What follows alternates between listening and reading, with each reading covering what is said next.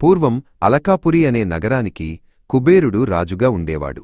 అతను అపారమైన సంపదకు అధిపతి. కాని కాలక్రమేణా తన దగ్గర ఉన్న బంగారం, రత్నాలు చూసి అతనికి చాలా గర్వం పెరిగింది. ఈ ప్రపంచంలో నాకంటే ధనవంతుడు ఎవరూ లేరు అని అతను ఎప్పుడూ అహంకరించేవాడు. తన ఐశ్వర్యాన్ని చాటుకోవడానికి కుబేరుడు ఒక భారీ విందును ఏర్పాటు చేయాలనుకున్నాడు. అందుకోసం అతను కైలాసానికి వెళ్లి పరమశివుడిని ఆహ్వానించాడు. స్వామీ, నేను ఏర్పాటు చేసిన ఈ గొప్ప విందుకు మీరు తప్పక రావాలి అని కుబేరుడు వినయంగా నటిస్తూనే తన అహంకారాన్ని ప్రదర్శించాడు. కుబేరుడి మనసులోని అహంకారాన్ని శివుడు గ్రహించాడు. అతనికి బుద్ధి చెప్పాలనుకున్నాడు. కుబేరా, నేను రావడం కుదరదు. నా బదులుగా నా కుమారుడు వినాయకుడిని పంపిస్తాను అని శివుడు పలికాడు. పక్కనే ఉన్న వినాయకుడు తండ్రి మాట విని సంతోషంగా తల ఊపాడు. విందురోజు రానే వచ్చింది. వినాయకుడు అలకాపురికి చేరుకున్నాడు.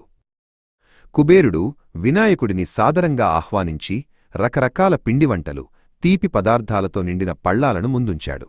బాలగణేశా, నీకు నచ్చినంత ఆరగించు అని కుబేరుడు అన్నాడు. వినాయకుడు తినడం మొదలుపెట్టాడు.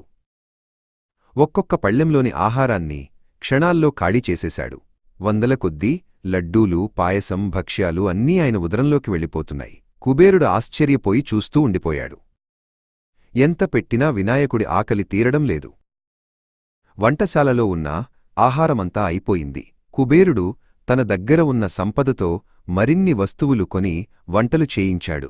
కాని వినాయకుడు అవన్నీ కూడా తినేశాడు.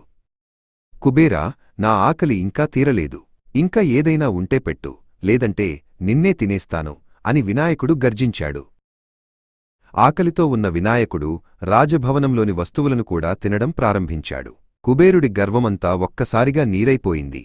తన అపారమైన సంపద కూడా ఒక చిన్న బాలుడి ఆకలిని తీర్చలేకపోతోందని అతను గ్రహించాడు. భయంతో వణికిపోతూ అతను శివుడి దగ్గరకు పరిగెత్తాడు.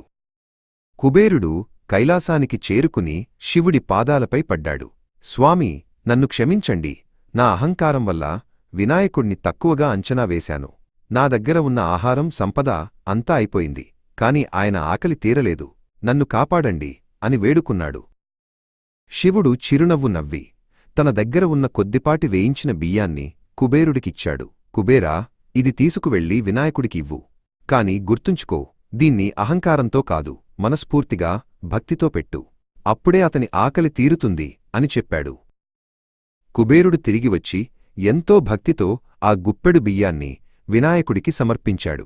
వినాయకుడు ఆ బియ్యాన్ని తినగానే వెంటనే తృప్తి చెందాడు. కుబేరుడు తన తప్పు తెలుసుకుని గర్వాన్ని వీడాడు. నీతి, మనమిచ్చేది ఎంత అన్నది కాదు, ఎంత ప్రేమతో, భక్తితో ఇచ్చామన్నదే ముఖ్యం.